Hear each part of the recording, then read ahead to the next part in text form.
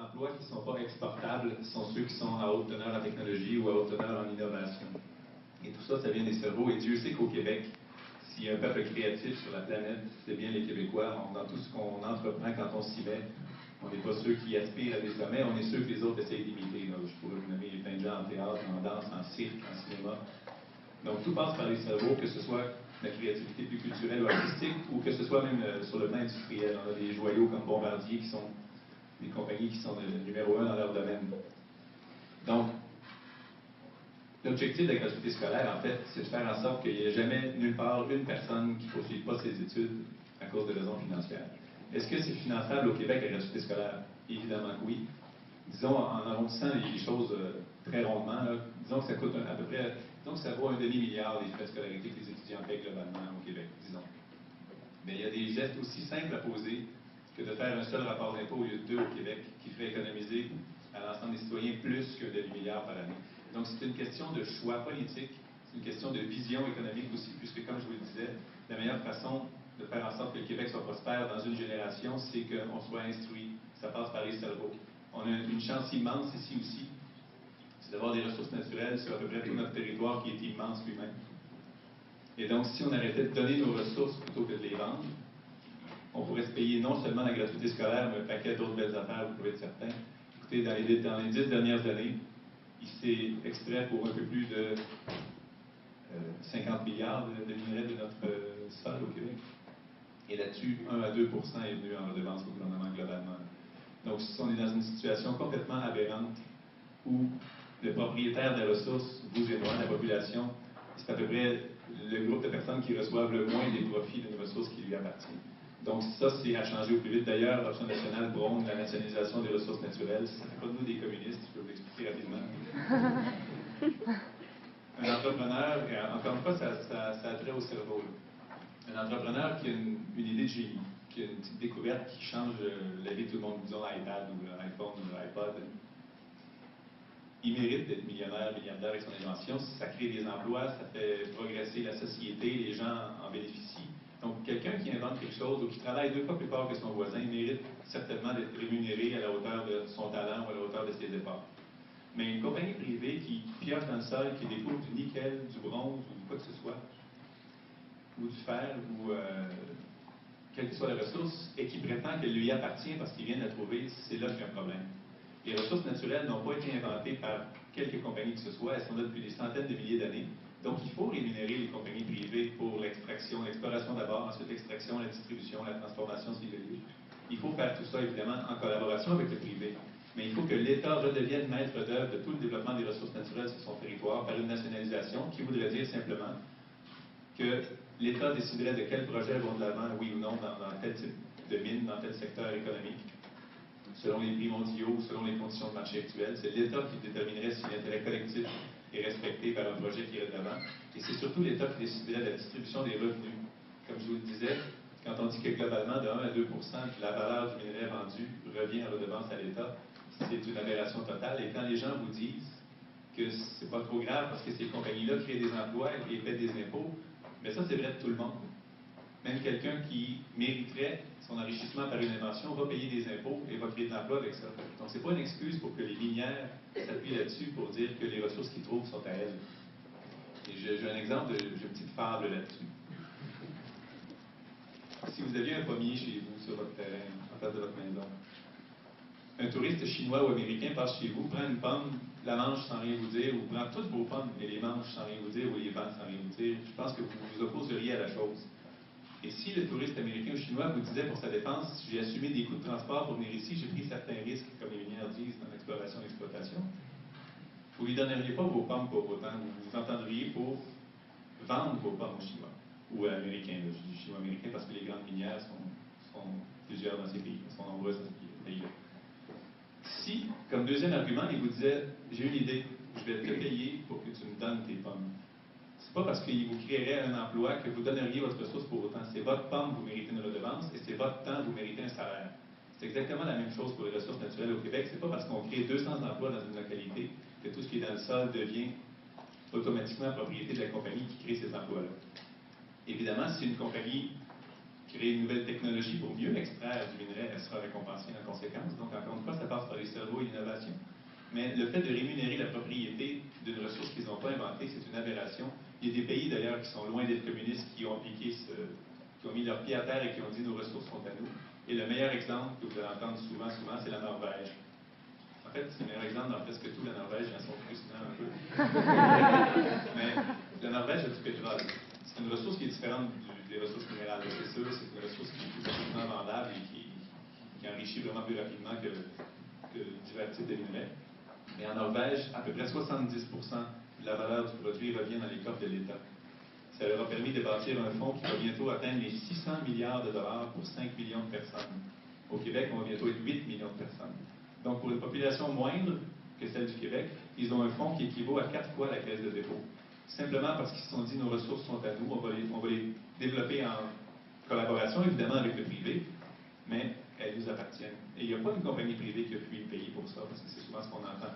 Si on hausse les redevances ou qu'on met notre pied à terre, les compagnies vont s'en aller. Moi, je viens de ce monde-là, du monde de l'argent et du capital, puis je peux vous dire que c'est du bluff. Évidemment, quand on veut atteindre ce point-là dans les négociations, on commence ici. Donc, il ne faut pas se dire que les compagnies vont fuir le Québec, et je peux vous dire, même, je ne sais pas ce que c'était vu à l'époque, mais quand René Lévesque a nationalisé Hydro-Québec, ou l'hydroélectricité plutôt, le même discours était entendu. Ça va être mauvais pour la réputation du Québec à l'étranger parce qu'on attire plus de capital, les compagnies vont fuir, et rien de tout ça s'est produit. C'est de ridicule consommer de céder à ces arguments-là, il ne faut surtout pas céder à ces arguments-là. Donc, il faut nationaliser nos ressources, ce serait une autre, je vous mentionnais le rapport d'impôt unique tantôt, ce serait une autre façon facilement d'offrir la gratuité scolaire à tous les étudiants au Québec. Et si vous vous demandez si ce serait une nouveauté au Québec, la gratuité scolaire, il y a plein de pays dans le monde qui le font. Je peux vous en citer un. La Norvège. Entre autres, la Norvège.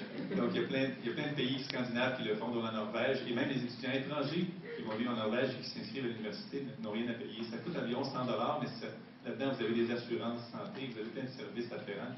Donc, c'est la gratuité scolaire de facto en Norvège, même pour les étrangers. Et il y a quelque chose de social là-dedans aussi, je vous dirais. De dire que tout le monde a la même chance de s'éduquer. Évidemment, il faut que ce soit balisé, là. Si quelqu'un veut faire des études toute sa vie, puis rester à l'école toute sa vie, peut-être qu'il contribue parce que l'utilité derrière la gratuité scolaire, c'est qu'un jour, vous allez être plus productif, vous allez contribuer à la société, vous allez améliorer ce qui vous entoure à travers votre formation et les compétences que vous avez acquises dans vos cours, justement. Donc, il y a une espèce de retour qui se fait sous forme d'impôts qu'on paye plus tard dans la vie quand on a justement un meilleur salaire, par exemple, parce qu'on a étudié plus longtemps ou qu'on a été mieux formé, même si c'est un DEP ou un DEC technique. Si on est mieux formé, on contribue mieux à la société par la suite. Donc, la gratuité se rembourse facilement par les impôts plus élevés qu'on paye en étant plus productif par la suite. Tout comme si vous avez une malchance et que vous devez vous faire opérer au cœur ou au genou ou je ne sais pas où, il n'y a pas de remboursement après, ou vous ne payez pas parce qu'au Québec, on s'est donné un système public et universel de santé, qu'il faut protéger d'ailleurs parce qu'il est moins dans le public, là, mais ça, on pourrait y revenir. Mais on s'est donné un système universel de santé qui fait en sorte que tout le monde est égal devant la malchance de la maladie. Donc, c'est pas parce qu'on a de l'argent qu'on va se faire soigner plus vite, mais je trouve que l'éducation est au moins aussi importante que ça, de dire que tout le monde devrait aller aux études et de ne pas avoir à se casser la tête avec l'aspect financier de la chose. Et, comme je vous l'ai dit, on a les moyens par de simples petites mesures administratives, comme par exemple faire un seul rapport au lieu de deux, ça sauve 840 millions de dollars annuellement au Québec, aux contribuables en général. Si, au lieu de faire un rapport d'impôt à Ottawa et un à Québec chaque année, on en faisait un seul au Québec, et ensuite on redistribue à qui ça appartient, à qui ça devrait aller. À mon avis, ça devrait aller tout au Québec, on n'est pas rendu là encore. Ça, c'est un autre sujet, c'est un autre débat.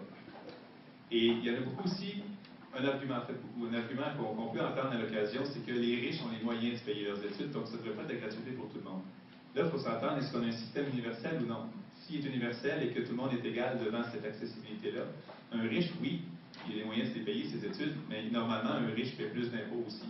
Donc, s'il faut revoir le système de fiscalité pour que les riches contribuent à la hauteur de ce qu'ils ont et de ce qu'ils possèdent, ça, c'est une bonne idée. Mais de dire que les riches vont payer leurs études parce qu'ils sont riches, ce serait exactement comme de dire aux riches, payez votre opération à cœur ouvert parce que vous en avez les moyens. Et c'est plus un système universel dans ce cas-là. Donc, en termes d'équité, je pense que les riches devraient contribuer à la société par leurs impôts généraux beaucoup plus que par des actes comme aller à l'école ou se faire opérer ou quoi que ce soit. Je vous l'ai dit tantôt, c'est vraiment la seule façon à long terme de prospérer l'éducation et les cerveaux, parce que Dans le long terme, il n'y a rien d'autre que ça, parce que les ressources sont peut-être toutes épuisables ou non renouvelables. Et d'ailleurs, nos ressources naturelles, ça augmente encore plus l'importance de se les approprier maintenant, parce que plus on en vend, plus ça avance, plus c'est fini, parce que c'est pas renouvelable. Donc, on ne peut pas rater cette occasion-là. C'est la seule qu'on a. Et moi, quand j'entends le débat entre les partis existants, savoir est-ce que ça va être 16 ou 18 de nos redevances, je trouve que c'est un peu futile comme débat. Ça nous appartient à 100 Pourquoi s'ostiner sur 16 ou 18 Évidemment, il faut réserver une part de ça, comme je le disais, au privé, parce que du travail est rémunéré. Mais la propriété comme telle, dans le système actuel, on fait l'hypothèse implicite que ça appartient à ceux qui trouvent la ressource, ce qui est absolument aberrant selon moi. Donc, gratuité scolaire, on en a hautement les besoins si le politique s'enligne correctement et fait des bons choix. Il y a aussi d'autres moyens, vous savez, on en entend parler ad nauseam, et il y a eu un ciblé de commission qui vient d'être lancé, commission d'enquête, là. Mais toutes les sommes d'argent qu'on perd en collusion dans les grands travaux publics, surtout quand le premier ministre annonce en grande pompe sur toutes les tribunes de la planète qu'il y a 40 milliards d'infrastructures à faire au Québec tout d'un coup, évidemment que ça donne lieu à ce qu'on voit en ce moment, qui va sans doute, en fait, j'espère être réglé très bientôt, mais toute la collusion et les malversations dans les contrats publics qui valent des milliards de dollars. Quand on parle de gratuité scolaire, ça serait facilement couvrable par ça aussi. Donc déjà, il y a 3 exemples rapides. Un rapport d'impôt unique, nos ressources naturelles et faire le ménage un peu dans l'octroi de contrat. On a vraiment les moyens de se payer quelque chose de beaucoup plus important que bien d'autres dossiers, qui est l'éducation de notre population, de ceux qui vont nous suivre aussi. Et je vous dirais que dans une vision économique intégrée, il faut à court terme bénéficier des ressources naturelles dont on dispose, parce qu'elles sont inépuisables. Donc dans le court terme, il faut s'enrichir avec ça, et avec ces moyens-là, mettre en place un système d'éducation qui, lui, va être notre clé de la prospérité dans le long terme. Parce que ça, c'est renouvelable, la ressource. Nos cerveaux, la matière grise, elle est renouvelable, en autant que vous fassiez des enfants à ces 4. Donc, elle est renouvelable, cette ressource-là. Puis si on a le système d'éducation en place pour que tout le monde qui veut se former, que ce soit, comme je le disais tantôt, ça n'a pas besoin d'être des doctorats de A à Z, ça peut être des gens qui vont au niveau collégial technique, même un diplôme d'études professionnelles au secondaire, mais qui vont avoir une meilleure formation dans leur domaine, quel que soit le domaine, et qu'elle soit gratuite. Ça, c'est la meilleure clé pour la prospérité. Et comme je disais, c'est pas que le Québec qui fait ça, qui devrait faire ça. C'est tous les pays qui vont le faire bientôt. Raison de plus pour qu'on le fasse aussi, parce que si on est parmi ceux qui ne le font pas, je peux vous dire que ça va être très compliqué de garder des emplois de qualité ici et de ne pas les exporter toujours vers des endroits où la matière première, qui est la main-d'œuvre, est beaucoup moins chère qu'ici. Donc il faut se fier à nos cerveaux, il faut miser sur nos cerveaux pour faire en sorte qu'on soit toujours capable d'innover, de créer, d'avoir des emplois qui sont difficilement exportables. C'est la seule façon de le faire avec la valeur ajoutée qui est justement l'inventivité des cerveaux, et ça prend de la formation. Donc, sur la gratuité scolaire, j'aimerais ça qu'il y ait des questions.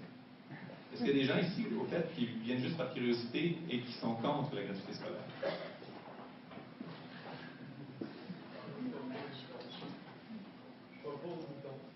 Bien au contraire.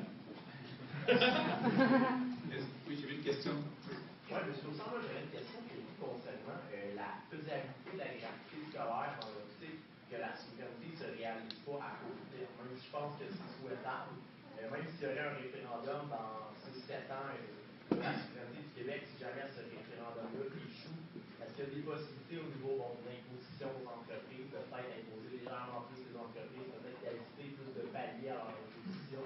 Parce que c'est ces gens-là qui vont permettre, ces gens-là qui vont profiter des gens qui sont formés dans l'université. Encore une fois, si un système fiscal est bien fait, bien structuré, normalement, les entreprises qui bénéficient de la main-d'œuvre de qualité font des profits et contribuent à travers leurs impôts. Mais encore une fois, pour que le système fiscal soit bien fait. Sur la faisabilité dans un Québec province, évidemment qu'un Québec pays souverain a beaucoup plus de contrôle sur toutes ses politiques, mais dans un Québec province, on peut mettre le pied à terre sur nos ressources naturelles et se payer la gratuité scolaire. On peut faire le ménage dans la construction, faire une vraie enquête publique. L'enquête qui est là, je ne sais pas si vous avez suivi l'actualité là-dessus, mais c'est à tout prix pour qu'on puisse contraindre des témoins. Ça ne couvre même pas le financement des partis politiques, qui est en bonne partie à cause de petits contrats qu'on donne à gauche et à droite pour avoir un retour d'ascenseur. Donc c'est une enquête qui, selon moi, ne va pas aller au fond des choses, malheureusement, puis qui ne va pas régler le problème. S'ils attrapent quelques personnes, tant mieux, mais si le système se continue en dessous, c'est encore vos milliards qui vont être dilapidés. Donc bref, dans un Québec province, on a moins de pouvoir de faire quoi que ce soit, mais on a la capacité de prendre des décisions tout de suite qui vont faire en sorte qu'on puisse la payer. Comme je le disais, si on arrondit à un demi-milliard la valeur des frais de scolarité que vous payez chaque année, c'est facile d'aller chercher ça dans les ressources naturelles, très facile avec un régime qui reconnaît qu'on est les propriétaires de ça. Il y a là-bas, je pense, le Conseil d'étudiants salariés. Je ne sais pas si vous voulez nous éclairer là-dessus, peut-être nous dire ce que vous en pensez. Ben, je ne sais pas si ce que tu veux dire, c'est exactement leur forme de régime de prêts et bourses. Ils sont payés pour étudier. Ben, ça revient un peu, en fait. Vous avez sans doute déjà entendu parler d'un revenu minimum garanti. Ça pourrait être une façon de... Parce qu'il y a le système de prêts et bourses ici, les gens vont vous demander souvent si c'est gratuit d'aller à l'université, est-ce que les prêts et bourses disparaissent? Une idée qui pourrait être très intéressante, il y a plusieurs pays où il y a un revenu minimum garanti qui existe, c'est un système d'aide sociale, mais qui n'est pas une aide sociale de dernier recours, mais bien une aide sociale générale. Et si ce système-là est appliqué au Québec, le revenu minimum garanti, on pourrait faire en sorte que, quelle que soit la situation, qu'on soit un retraité ou un étudiant qui n'a pas à payer ses frais de scolarité, mais qui a un revenu minimum garanti, il pourrait subvenir à ses besoins tout le long de ses études jusqu'à ce qu'il soit un travailleur qui contribue à l'État justement à travers ses impôts. Donc, ça se rapproche peut-être de ce qu'ils appellent l'étudiant salarié. Le terme exact, je ne le connais pas. Là. Mais ça, ce serait une façon de faire en sorte que les étudiants aient le moyen d'aller à l'étude et de bénéficier de la gratuité scolaire en même temps. Mais évidemment, encore une fois, je reviens sur l'importance d'avoir un système fiscal qui soit juste. Vous savez qu'il n'y a pas grand pays qui a un système fiscal vraiment fonctionnel. Même aux États-Unis, il y a des milliardaires qui commencent à chialer qui ne payent pas assez d'impôts. Je ne sais pas si vous avez vu ça. Warren Buffett, il est sorti en se plaignant que son taux d'imposition était moins élevé que celui de sa secrétaire. Ce qui est vrai, avec toutes les structures de fiducie qu'il peut mettre sur pied, tous les excellents comptables qu'il peut avoir, tout ça de façon légale, il peut s'en tirer avec une facture fiscale moins élevée que sa secrétaire réceptionniste, ce qui est une aberration totale. Donc, à la base de toutes ces politiques-là, il faut un système fiscal qui réussit, qui soit progressif et qui réussit à aller chercher plus d'impôts vers ceux qui ont plus les moyens de payer. Vous parlez de façon, en fond, de couper dans différents endroits pour accéder à la gratuité scolaire. Puis, il y a François Legault qui propose l'abolition des commissions scolaires, dans le fond, pour couper dans la gestion. Mais est-ce que ça serait quelque chose de bon, ça, de faire ça? Moi, j'ai parlé à plusieurs. Mes deux parents sont du secteur de l'éducation. J'ai parlé à plusieurs directeurs de commission scolaire et de membres de direction d'école, de commission scolaire. Et la première chose qui arriverait si on éliminait les commissions scolaires, c'est que les écoles se regrouperaient pour avoir des services en commun, ce qui en fait une petite commission scolaire. Donc, moi, je suis convaincu qu'il y a une certaine amélioration ou de rationalisation à faire dans la commission scolaire, tout comme il y en a partout. Et c'est pas parce que c'est public. Hein. Les gens pensent tout le temps que dans un ministère, on peut rentrer là et couper 20% des dépenses sans aucun effet sur les services. Mais moi, je suis convaincu que si vous rentrez dans n'importe quelle grande compagnie dans le monde, vous pouvez faire les mêmes types de rationalisation et d'efficacité accrue. Dès qu'une organisation devient immense, il y a des petits slacks en bon français dans comment les choses se font. Et c'est sûr qu'on peut toujours faire les choses un peu plus efficacement plus on grossit. Donc, moi, je ne pense pas que l'abolition pure et simple des commissions scolaires soit la chose à faire. Par contre, dans la plateforme d'option nationale qu'on va dévoiler demain, il y a un point de presse demain pour dévoiler les grands points de plateforme, il y a le regroupement de plusieurs entités régionales ensemble sous un même chapeau pour aider le développement régional et ça inclut les commissions scolaires. Donc, tout ce qui est agence de santé régionale, commission scolaire et CRÉ, les conférences régionales des élus, serait regroupé en un conseil régional qui, lui, verrait à offrir tous ces services-là, mais région par région, parce qu'il n'y a personne qui connaît mieux une région que celui qui y habite. Donc, le fonctionnaire de Québec qui choisit comment ça va marcher en Abitibi ou en Gaspésie, il est peut-être un peu déconnecté par rapport à la réalité locale. Donc, si les conseils régionaux avaient les mêmes budgets pour les mêmes services, ils pourraient sans doute restructurer une certaine quantité de services pour, avec le même budget, donner plus de services. Moi, je vous dirais que dans le système actuel, c'est la première fois je pense que je m'en sortirai. Dans le système actuel, je pense qu'il y a assez d'argent en impôts et en taxes diverses pour couvrir tous les services qu'on devrait couvrir au Québec. Donc, je suis plutôt un supporter de garder les budgets égaux, mais avoir plus de services, de meilleurs services avec les mêmes budgets, plutôt que de dire débrouillez-vous avec moins d'argent pour donner ce que vous pouvez comme service. Et je pense que de dire on élimine les commissions scolaires, dans le cas de M. Legault, c'était beaucoup plus opportuniste pour aller chercher le vote des adéquistes qui crient ça sur tous les toits depuis des années. Donc c'est son choix, mais je ne pense pas que ce soit une solution miracle à ce qui se passe en ce moment. Et c'est sûr que vous allez trouver Mme Lombré, entre autres, qui est avec M. Legault, vous allez trouver des gens dans le système même qui vont dire M. Legault a raison. Mais demandez-vous s'ils veulent que le projet de M. Legault fonctionne ou même s'ils veulent être candidats avec M. Legault éventuellement. Et vous allez souvent voir que les commentaires en faveur de la position de M. Legault viennent de gens qui vont sans doute être candidats avec lui. Donc ils ont comme un petit conflit d'intérêts, je pense.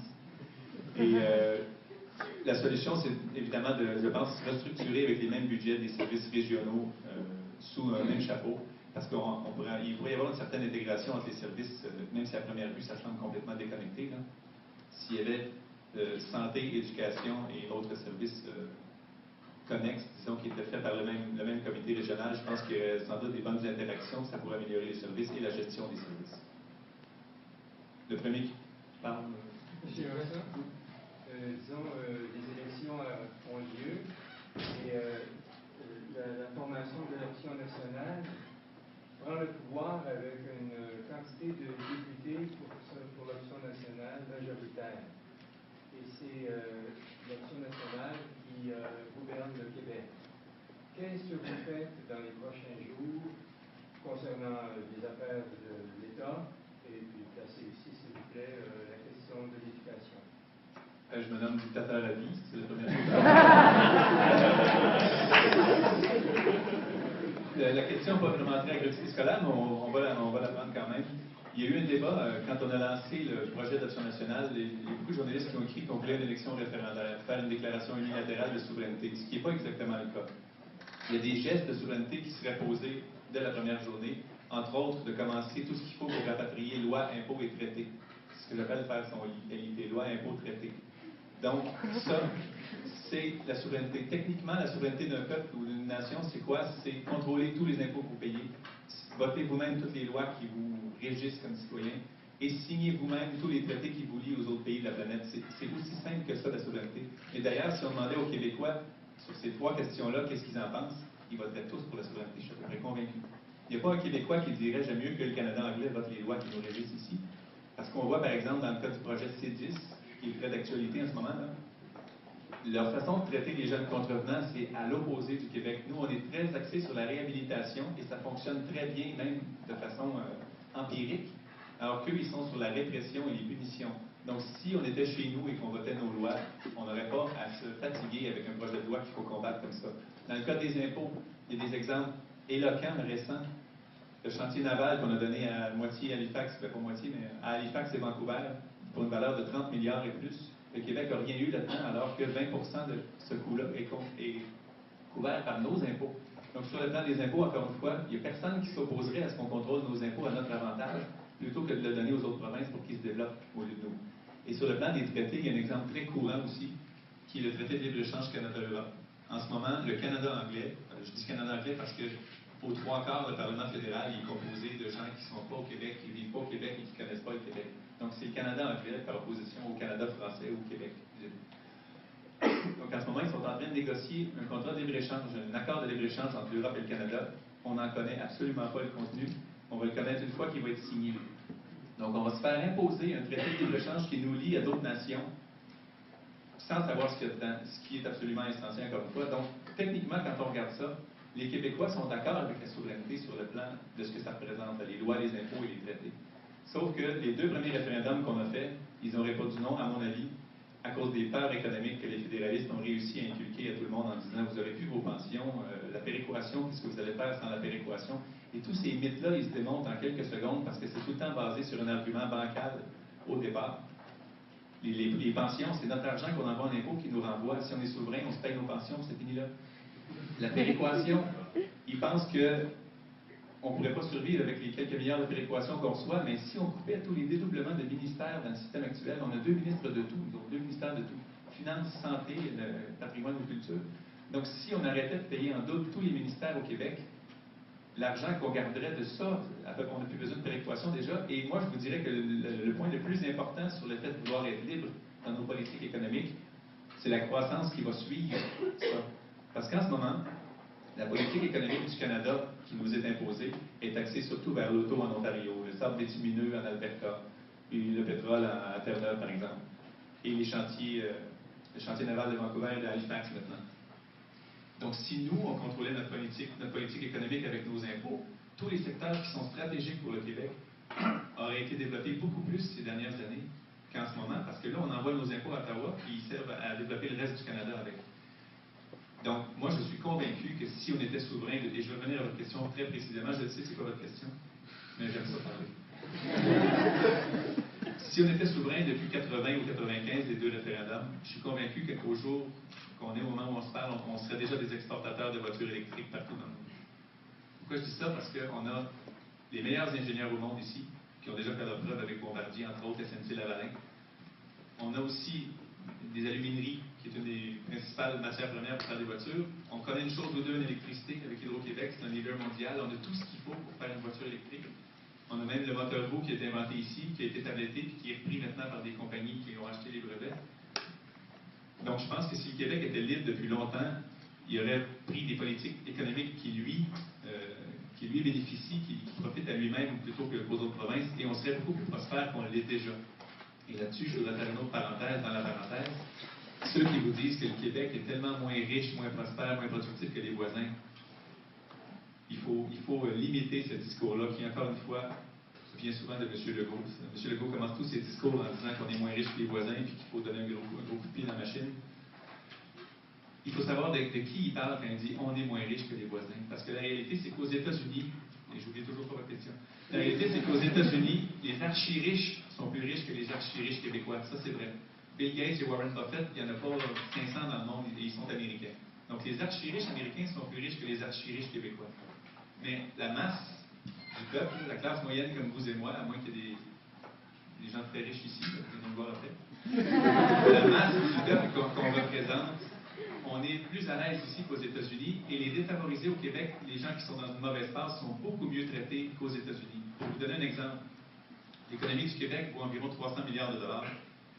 Il faut 12 Américains les plus riches pour équivaloir à ça. 12 personnes valent l'économie complète de 8 millions de Québécois. Donc, les archi-riches américains sont vraiment plus riches que partout au monde. À l'autre extrême, par contre, il y a 50 millions d'Américains, si c'était dans la nouvelle d'aujourd'hui, qui sont déclarés pauvres. Donc, il y a 50 millions de pauvres dans le pays le plus riche au monde. Ça, c'est 6 fois la population du Québec. Tous des pauvres. Et il y a à peu près le même nombre de personnes l'an dernier qui ont eu accès à des coupons d'aide alimentaire d'urgence dans le pays le plus riche au monde. 50 millions de personnes qui reçoivent des coupons pour manger.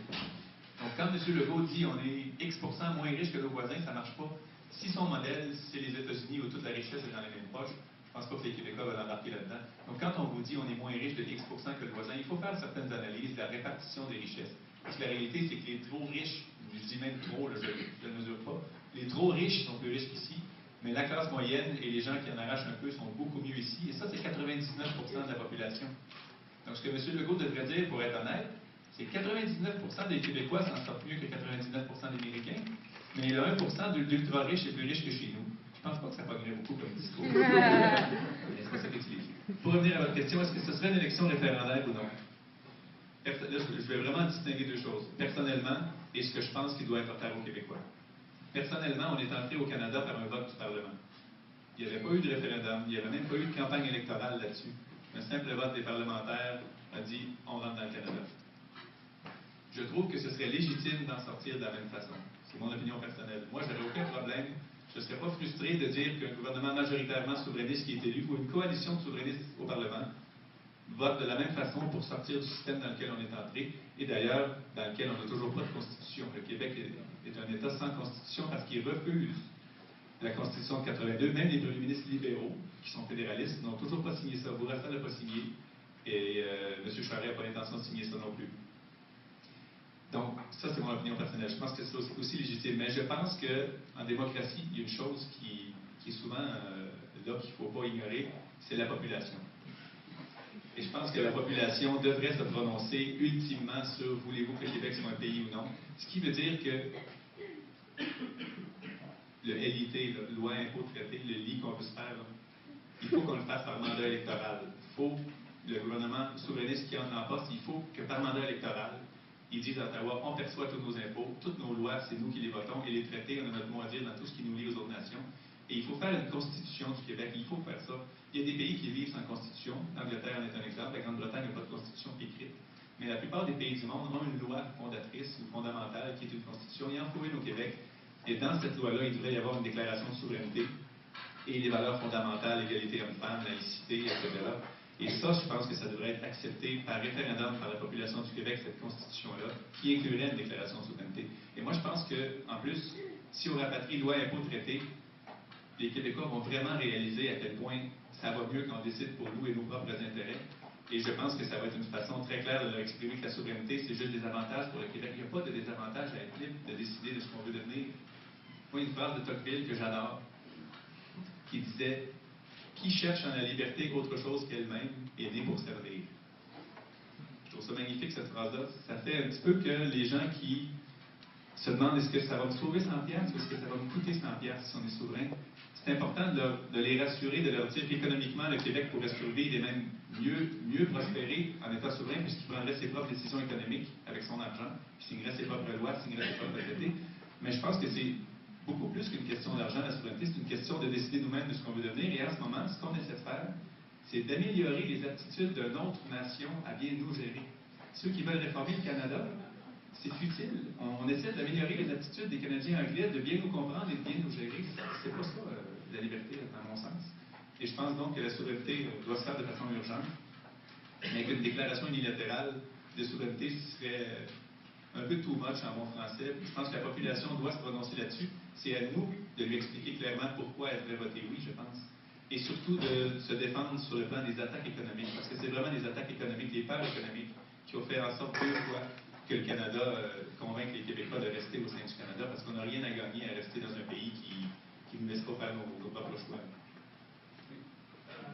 Bonjour, M. Astin. Comment est-ce qu'on confronte deux problèmes? Le premier, c'est que vous avez été là-dessus ou pas, il y a beaucoup de gens qui vont à l'université, puis après ça, qui ont des diplômes, vont sur le marché du travail, malheureusement, ne trouvent pas d'emploi. C'est une question de fond. Et la deuxième problématique, c'est les conséquences de la mondialisation, qui sont le outsourcing, la délocalisation des emplois. Donc, comment est-ce que le ministère de l'Éducation, le gouvernement de l'Éducation nationale, confronterait ces problèmes?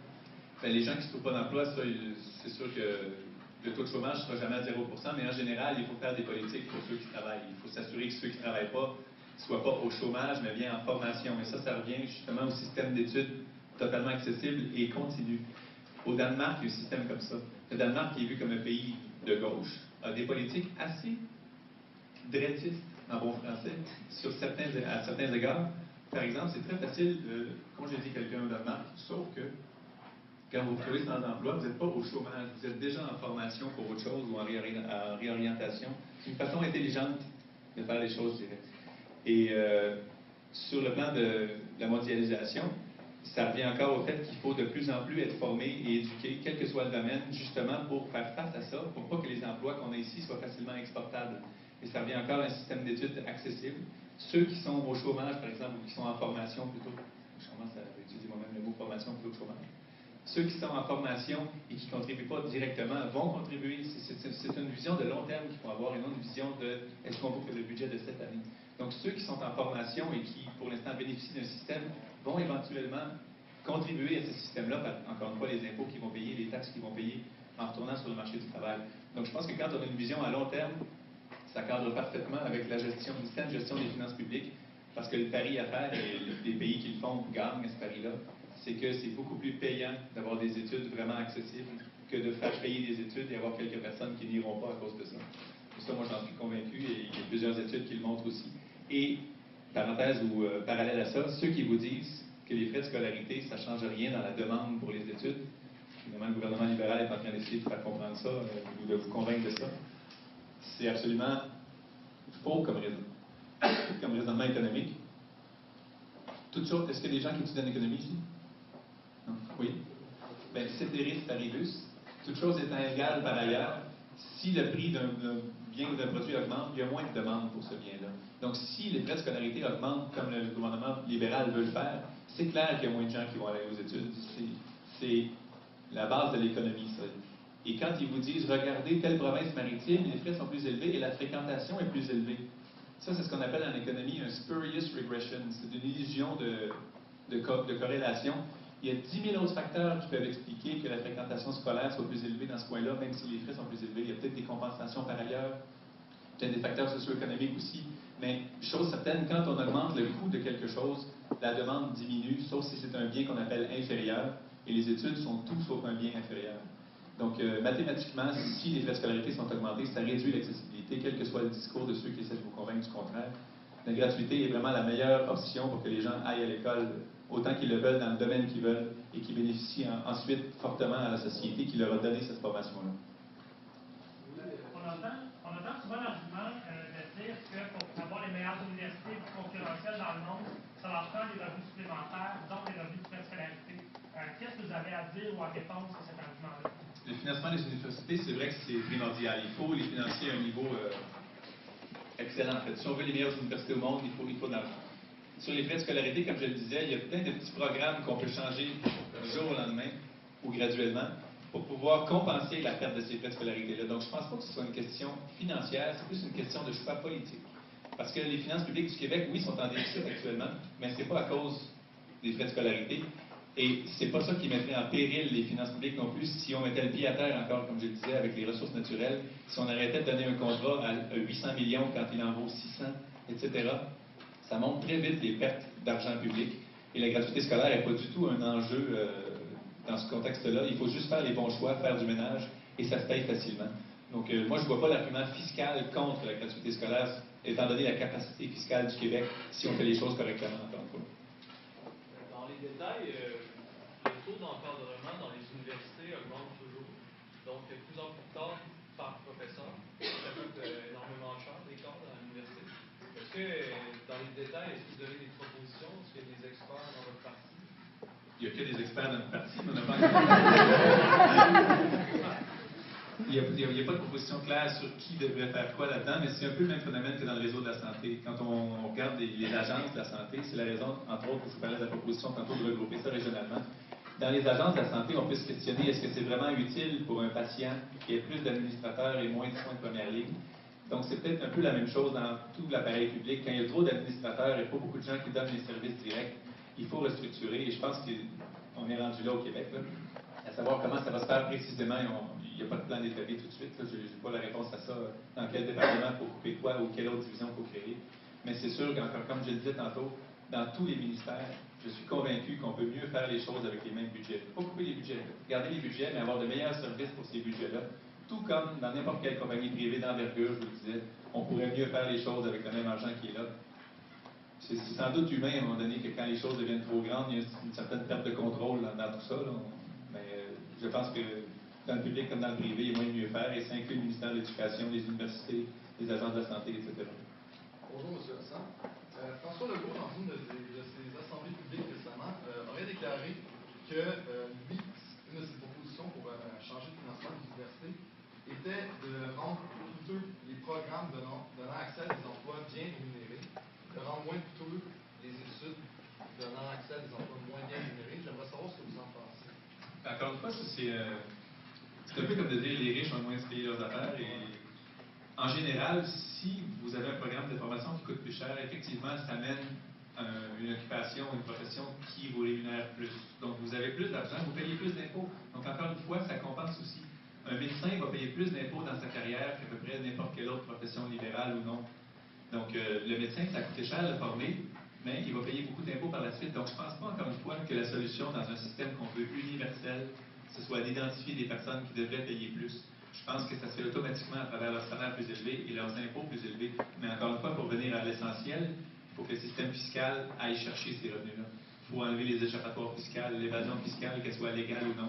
Les paradis fiscaux, c'est d'une autre époque, etc. Donc, il faut que les riches paient leur part d'impôts, mais dès lors que ça va être assuré par un système fiscal efficace, ceux qui ont été formés pour gagner plus vont contribuer plus en payant plus d'impôts. Donc, c'est un système qui se tient. Monsieur Hassan, il y a plusieurs parties qui parlent d'une certaine forme d'approche en éducation qui serait d'étudier l'économie du savoir. Globalement, c'est le principe d'arrimer assez fortement les recherches universitaires ou la nature des diplômes aux besoins d'entreprises privées.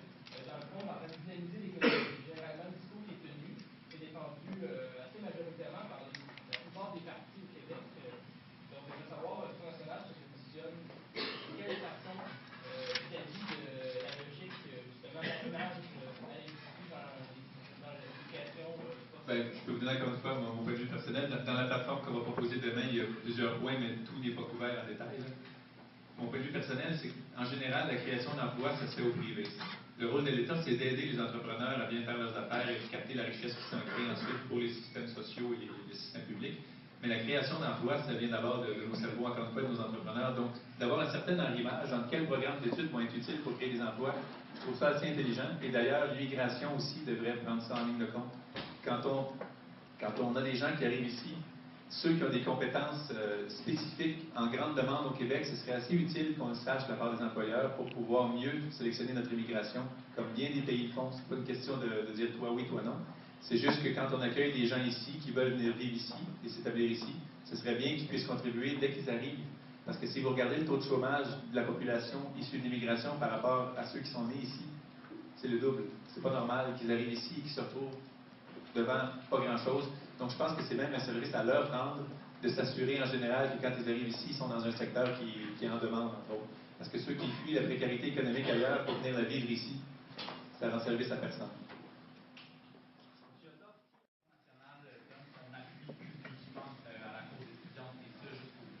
Moi, je vais être là le 10 pour la manifestation, c'est sûr. Sur la grève, je ne peux pas dire oui, faites-la, oui, faites-la pas. Moi, personnellement, encore une fois, je trouve que ça vous nuit un peu aussi. Je ne dis pas que c'est pas une bonne idée, mais ça retarde qui, cette grève-là?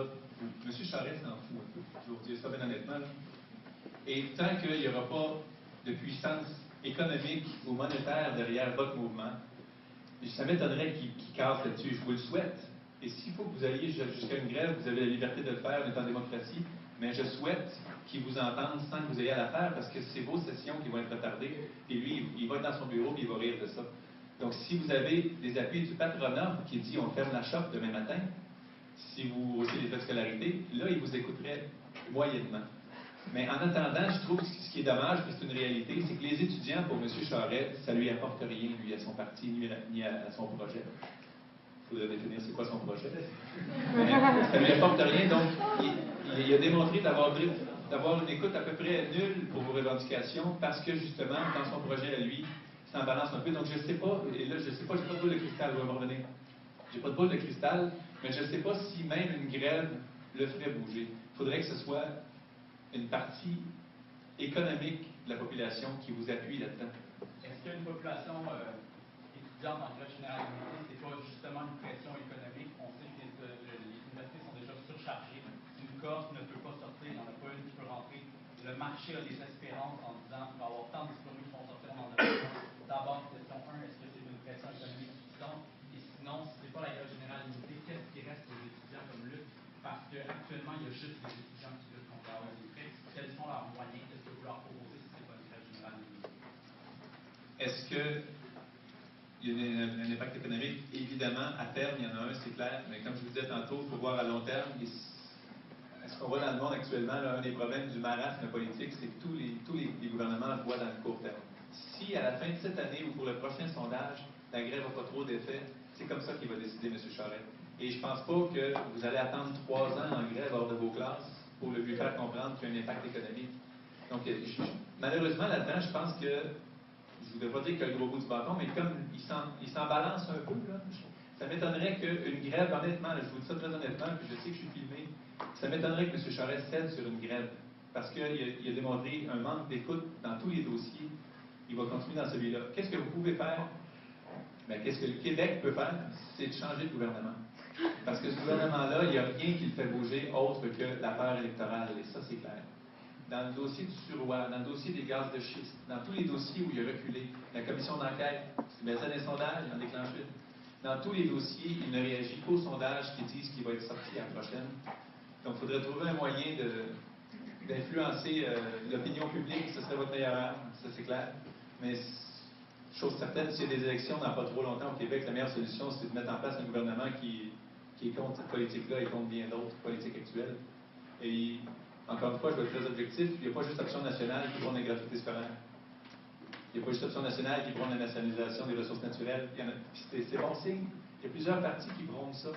Donc, c'est à vous de faire le choix d'un de ces partis-là. Si la communauté universitaire étudiante décidait de payer ses frais universitaires pour la session d'hiver, s'il y avait un consensus général, on dit on ne paye pas nos frais de scolarité, ça peut mettre le gouvernement à genoux. Pas payer la hausse, pas payer les frais? Non, juste pas payer les frais comme moyen de... Moi, je ne peux pas prévoir ce qu'il ferait, je ne peux pas vraiment prévoir ce qu'il déciderait de faire, mais encore une fois, c'est peut-être vous qui n'aurez pas vos diplômes si ce n'est pas payé. Donc, il n'y a pas de réponse facile à ça. J'aimerais bien ça qu'on dise la solution, c'est ça, puis ça va être réglé demain, mais je ne vois pas de réponse facile à ça parce que c'est un mouvement social contre une idéologie gouvernementale et d'habitude, ça ne se règle pas en une semaine, ces affaires-là, dans l'histoire. Donc, je pense que vous avez raison totalement, puis moi je suis pas de bord, puis je vais être dans le rue le 10 avec vous, jeudi, puis je vais faire les interventions publiques que je peux faire tant que je vais pouvoir vous aider.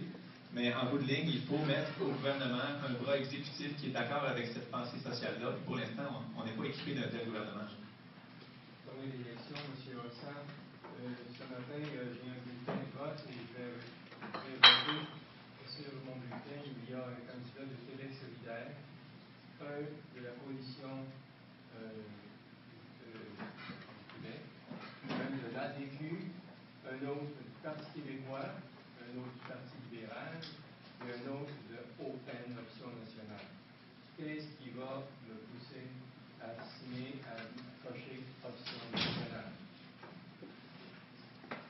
Ben, la plateforme va être dévoilée demain. Je sais qu'il y a très peu de gens qui prennent le temps de lire les plateformes. Mais je vous invite à aller voir optionnationale.org. La plateforme va être sur le site web. La meilleure façon de voter, c'est de lire les plateformes et surtout de ne pas suivre les sondages. Parce que de plus en plus au Québec et même partout dans le monde, mais ici, je pense que ça commence à être joliment concentré, les médias. Les médias créent un engouement pour un certain parti et le font rentrer. Je pense qu'on a vu ça assez clairement pour M. Layton. Et je pense que M. Legault, il faudrait peut-être être aveugle pour ne pas voir qu'il y a un certain appui des grands groupes médiatiques. Il mange une toast au miel le matin et il fait le téléjournal. C'est quoi ça? Ah, oui. Donc, et je ne sais pas si vous avez vu la roche arrière cette semaine. C'était un publié reportage sur François Legault. Son parti a 5 minutes d'âge et déjà il est là avec ses principaux collaborateurs qui vont être au gouvernement autour de lui. C'est vraiment, ils sont alignés pour lui donner de la couverture d'une façon incroyable. Option nationale a été reconnue cette semaine avant le parti de M. Legault. Ça a fait quelques encarts dans les journaux. On a envoyé les mêmes communiqués que lui. Mais lui, la journée où ça a été reconnu dans les journaux, ça en était placardé dans tous les journaux télévisés, c'était que ça. On le voyait même arriver au DGEQ avec quelqu'un qui donnait un drapeau canadien. Je ne sais pas si vous avez vu ça, c'était Mais bref, à la prochaine élection, lisez les plateformes pour voter pour ce qui vous représente. Parce que dans la dernière, là, je pense qu'il y a quelques Québécois qui vont peut-être se demander s'ils n'auraient pas voté autrement que le NPD, à bien des égards. Et vous allez voir qu'il y a beaucoup de dossiers dans lesquels le Québec voudrait une chose et le fédéral vouloir autre chose, où les députés du NPD vont devoir appuyer la position fédéraliste, même si ça nuit au Québec. Et le Bloc québécois, quand il était là, au moins, il criait tout le temps. Ça ne faisait pas tout le temps changer les affaires, mais là-dessus, il se levait tout le temps, ce que le NPD ne pourra pas vraiment faire. Mais bref, les sondages de ceux qui votent pour gagner leurs élections en votant pour le plus haut des sondages, ça existe au Québec, ça. Et moi, je suis un fervent fan d'interdire les sondages en période électorale pendant les 33 jours que la campagne dure. D'interdire les sondages parce que ça influence beaucoup trop les gens. Que les gens fassent l'effort de lire les plateformes et ils sauront pour qui voter. Donc, qu'est-ce qui devrait vous faire voter Option nationale si vous voulez que les Québécois contrôlent enfin leurs impôts, si vous voulez qu'ils votent eux-mêmes toutes leurs lois, qu'ils les régissent comme citoyens, si vous voulez qu'on signe nous-mêmes les traités qui nous lient aux autres pays, si vous voulez que nos ressources naturelles nous appartiennent et nous enrichissent pour se payer entre autres la gratuité scolaire, si vous voulez plein d'autres mesures qui vont être en place. Pardon? L'indépendance, c'est ce que je vous ai dit, les 3 premières. La Constitution va être entérinée par le peuple suite au rapatriement de ces 3 pouvoirs-là. Donc évidemment, si vous êtes souverainiste, ça réduit déjà vos options de vote. Mais si vous l'êtes, ça renforce encore votre envie de voter pour Option nationale. Ça renforce votre envie de voter.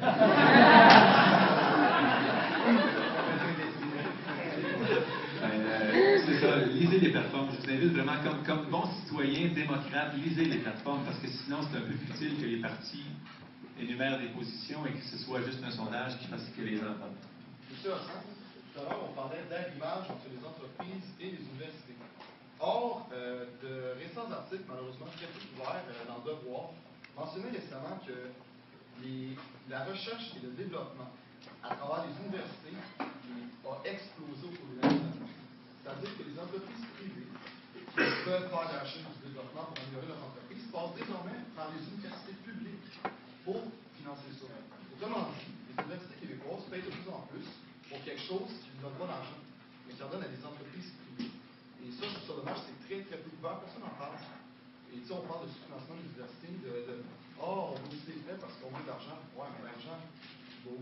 C'est vrai que les centres de transfert qu'on appelle entre l'académique et le pratique ou l'économique, il y en a de plus en plus. C'est une bonne chose dans le principe, dans le concept que les cerveaux concentre sur un problème, on puisse tout de suite appliquer ça dans la réalité, parce qu'il faut que ça serve à quelque chose, notre intelligence, créativité en ligne. Sauf que là, il faut faire attention, c'est quand justement une compagnie ne fait que bénéficier de ça sans en payer un peu les accès ou les bénéfices. Il y a de plus en plus de chaires économiques ou autres qui ont le nom d'une compagnie. Je pense que ça, si c'est bien géré, c'est positif pour le réseau, parce que ça amène de l'argent et ça fait en sorte que vos recherches ou vos études soient plus rapidement transmises au concret.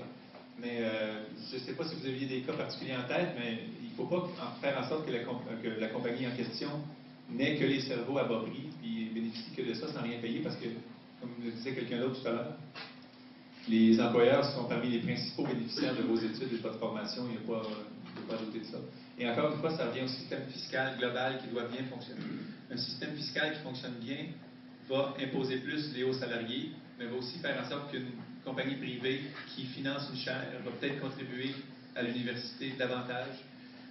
Donc, le système fiscal est à la base de toute la répartition de la richesse, évidemment. Les gens disent tout le temps qu'il faut créer la richesse avant de la répartir. Il y a beaucoup de philosophes qui disent qu'il faut répartir la richesse avant de la créer. Je trouve que c'est pas fou comme idée, moi, de la répartir, s'assurer qu'elle est bien répartie dès le départ, parce que ça en crée plus. Et ça, c'est des études économiques qui montrent ça. Petite parenthèse là-dessus, il y avait la souveraineté est un débat de notre époque. C'est comme de dire, est-ce que la liberté se finit en 2011? Quand vous vous levez le matin, non? Oui. Quand vous vous levez le matin, là, vous choisissez comment vous vous habillez, mais en ce moment, le Québec, il y a quelqu'un qui choisit la chemise ou les pantalons pour lui, la moitié d'habillement. Quand vous décidez de ce que vous mangez pour déjeuner, il y a quelqu'un qui décide de la moitié de ce qui est dans votre assiette, et ainsi de suite dans toutes vos décisions individuelles. Il n'y a pas un Québécois qui accepterait ça bien longtemps sur le plan individuel. Je ne vois pas pourquoi collectivement ce ne serait pas la même chose. Quand une nation comme le Québec a des exemples tellement clairs les uns après les autres qu'on ne décide pas les mêmes choses que ce que le Canada veut nous imposer. Et je ne dis pas qu'ils sont meilleurs ou moins bons, ils sont juste différents. Les Australiens, les Néo-Zélandais, les gens de Singapour ne sont pas meilleurs ou moins bons que nous, mais ils ont des politiques différentes parce qu'ils sont d'un peuple différent. Donc le Québec, c'est tout ce qu'il veut. Il veut décider lui-même de ce qu'il devient, en tout cas c'est ce que je voudrais que le Québec veuille. Il décide lui-même de ce qu'il devient sans se prétendre meilleur ou moins bon que le voisin, mais juste qu'on va être les meilleurs voisins justement, mais que chacun chez soi, on va décider de ce qu'on veut devenir. Donc le fait de dire que la souveraineté est dépassée, ça c'est, pour moi, ça se pense même pas comme discours. Ce qu'on va vous donner souvent, par contre, en preuve de ça, c'est que dans les sondages, quand on demande aux gens c'est quoi vos priorités, la souveraineté sort rarement. Et ça, je le conçois totalement. C'est sûr que quelqu'un qui a vu un viaduc s'écrouler devant lui et qui a juste eu le temps de freiner, sa priorité, c'est peut-être les infrastructures au Québec en ce moment. Ou quelqu'un qui est allé à l'urgence avant-hier et qui a attendu trop longtemps son goût, il va peut-être dire que c'est la santé sa priorité.